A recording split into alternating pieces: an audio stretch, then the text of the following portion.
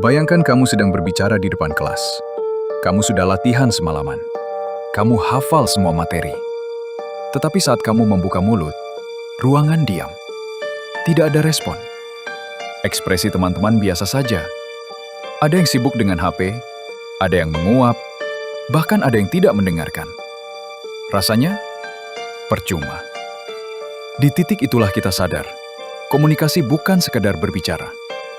Komunikasi adalah seni mempengaruhi, menggerakkan, dan mengubah cara orang berpikir. Dan menariknya, seni ini pertama kali dibedah lebih dari 2.300 tahun lalu. Bukan oleh motivator, bukan oleh profesor modern, tetapi oleh seorang filsuf Yunani bernama Aristoteles. Ia menemukan rumus bagaimana sebuah pesan bisa didengar, dipahami, dan menggerakkan banyak orang. Bahkan teori ini masih digunakan oleh orator, politisi, pembicara publik, hingga konten creator zaman sekarang. Di video ini, kita akan membongkar kenapa Aristoteles disebut bapak komunikasi retoris, bagaimana model komunikasinya bekerja, dan bagaimana kalian bisa memakainya untuk membuat orang mau mendengarkan dan mengikuti apa yang kalian sampaikan.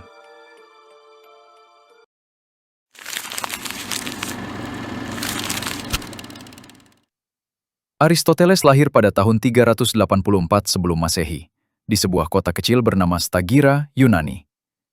Ia adalah murid dari Plato, salah satu filsuf terbesar dalam sejarah, dan kelak menjadi guru dari seorang tokoh yang jauh lebih besar lagi, Alexander the Great, penakluk dunia. Nama Aristoteles mungkin terdengar kuno, tapi jangan salah. Ia adalah salah satu otak paling berpengaruh sepanjang sejarah manusia. Ia meneliti hampir semua bidang, seperti etika, politik, hingga ke ranah fisika. Bayangkan seseorang yang bisa membahas planet, tumbuhan, matematika, dan cara berbicara. Semua dalam satu kehidupan. Itulah Aristoteles. Namun kontribusi yang paling relevan bagi kita hari ini adalah ketika ia mencoba menjawab pertanyaan sederhana. Bagaimana cara membuat orang lain menerima ide kita? Pertanyaan itu mengantar kita pada model komunikasi yang masih digunakan hingga sekarang.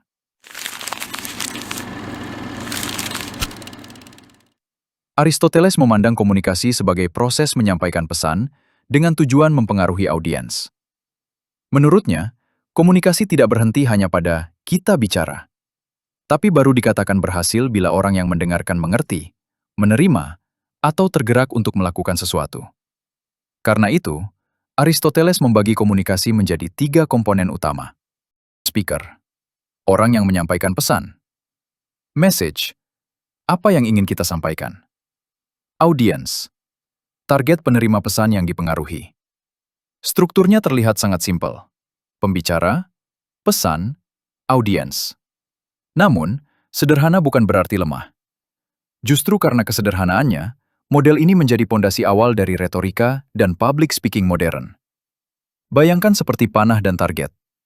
Pembicara adalah pemanah, pesan adalah anak panah, dan audiens adalah sasaran. Panah yang tepat tidak hanya dilepaskan, tapi diarahkan. Tujuan akhirnya bukan hanya didengar, tapi mengenai sasaran.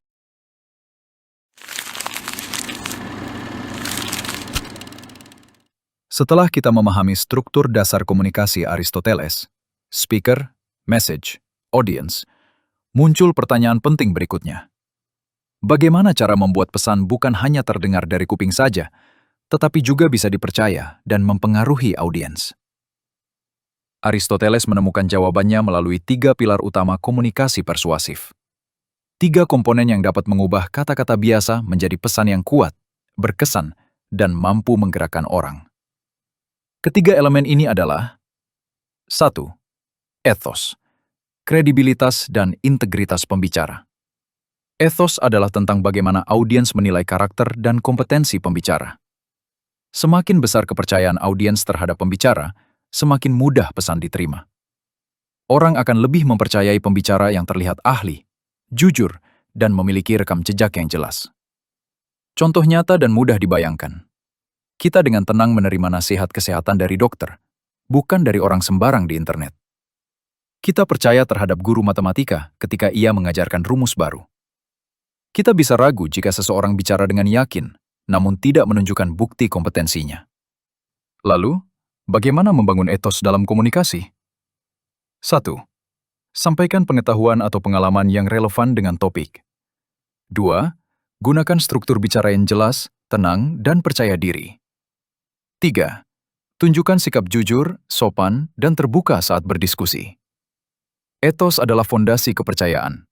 Tanpa etos, seberapa bagus pesanmu sekalipun, audiens tidak akan sepenuhnya menerima.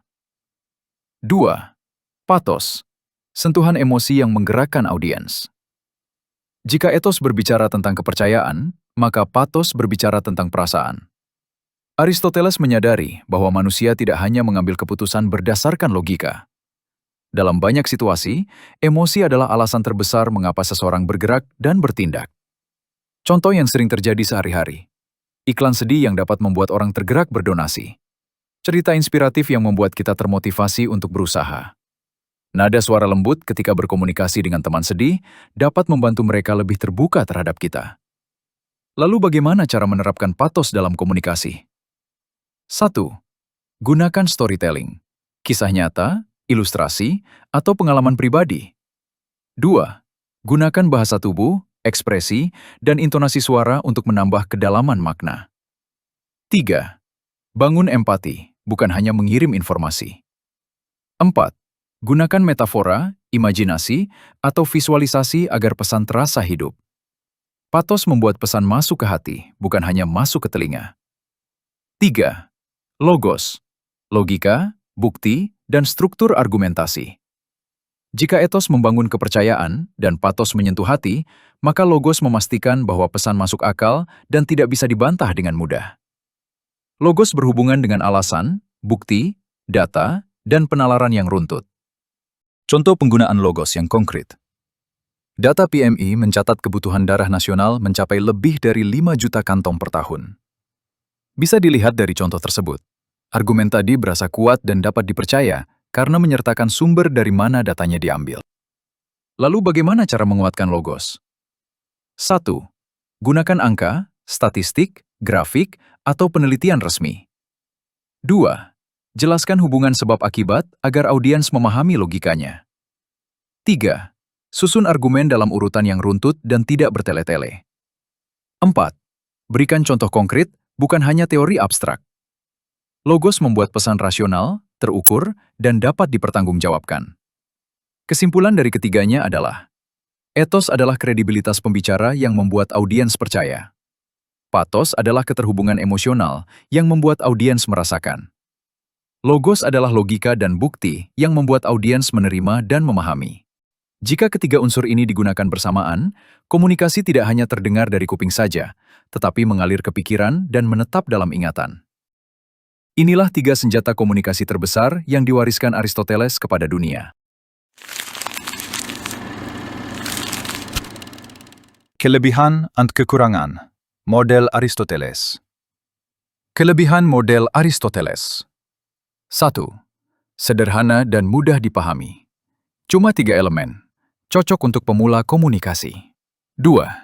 Fokus pada retorika atau persuasi. Model ini membantu jika tujuan kita adalah meyakinkan, mempengaruhi, dan menggerakkan audiens. 3. Relevan di berbagai bidang. Digunakan dalam presentasi, politik, organisasi, hingga konten digital. 4. Memperhatikan audiens.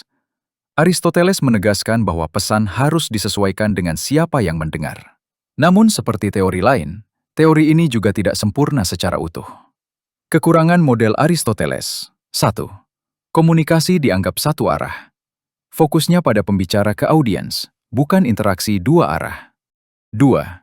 Kurang memperhatikan umpan balik. Tidak membahas respon audiens secara mendalam seperti model interaksi modern. 3. Cocok untuk persuasi, kurang untuk diskusi. Jika tujuannya dialog atau brainstorming, model ini kurang lengkap.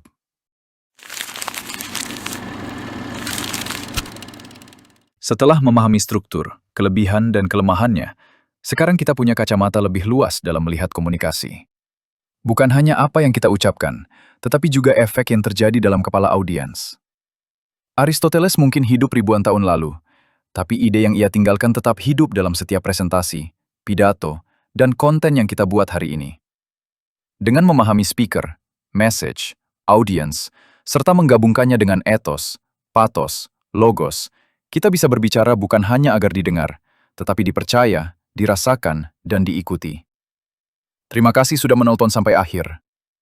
Jika pembahasan ini membuka wawasan baru untuk kamu, jangan ragu tinggalkan komentar dan share ke teman yang butuh ilmu ini. Sampai jumpa di video selanjutnya. Tetap berbicara, bukan untuk didengar, tapi untuk mempengaruhi dan menggerakkan.